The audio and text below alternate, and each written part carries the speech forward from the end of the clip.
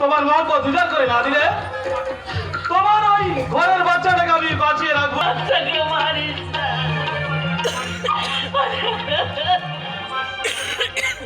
ওর ছেলেকে আমরা বাঁচিয়ে রাখবো। কথা দাও। কথা? হ্যাঁ কথা বলুন। পারবে পারবে তুমি তোমার স্বামী রাজীব চৌধুরী আর ওই জমজ বাচ্চা দুটোকে একেবারে ভুলে যেতে? পারবো, খুব পারবো। আমি বিশ্বাস করি না, নারী বড় রহস্যময়। ছলনাময়, তাদেরকে আমি বিশ্বাস করি। আমি বলছি আমি আমি সবাইকে ভুলে থাকতে পারবো। আমি আমার ছেলের মাথায় হাত দিয়ে আমি শপথ করবো, আমি সব ভুলে থাকতে পারবো।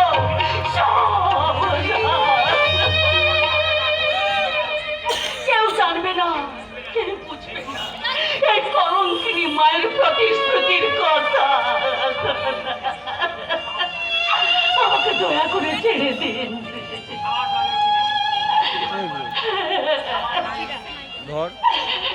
বলুন, কি বলছেন বলুন, আপনি বলুন না, বলুন না। তোমাকে আমি ছাড়তে পারি। ছেড়ে দুটোকে আমাদের এই জেলায় রেখে যেতে হবে।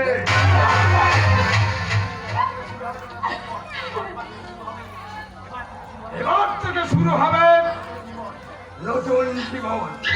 নতুন জীবন। এবার থেকে তুমি মুখে পারো তোমার ওই শিখির ছিল তোমার পোশাক খুলে দেখে তুলে নাও মক্ষী রানীর পোশাক।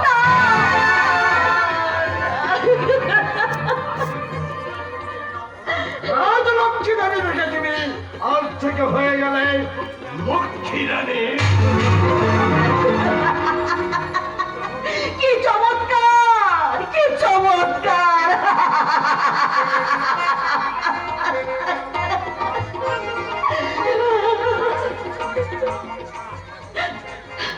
তোমার এই ছেলেদের নাম রাখলাম আজ থেকে স্বরাজ। ও বড় হয়ে একদিন আমার মতো এই পলাশপুরকে শাসন করবে। রাজলক্ষ্মী দেবী, আজ থেকে তোমার এই সূর্য আমাদের এই ওয়ারিশ হে জন্মার নিষিদ্ধ পল্লীর একটা সন্তান হয়ে গেল। আজ থেকে ওর নাম হলো স্বরাজ।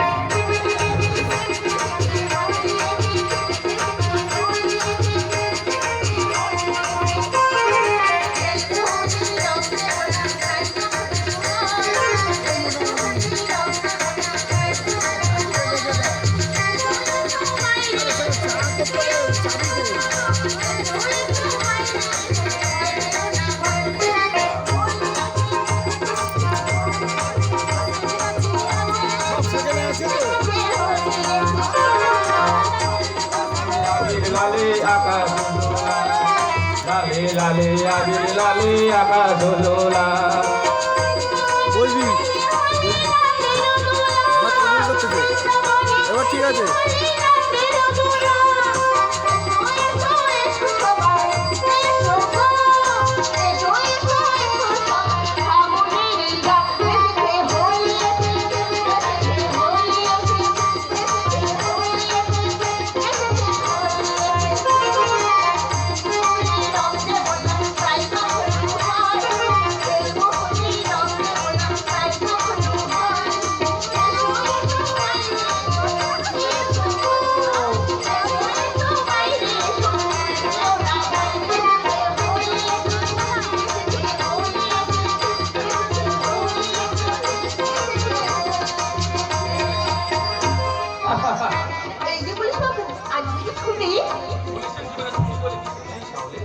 তবে কি জানো, আজ হোলি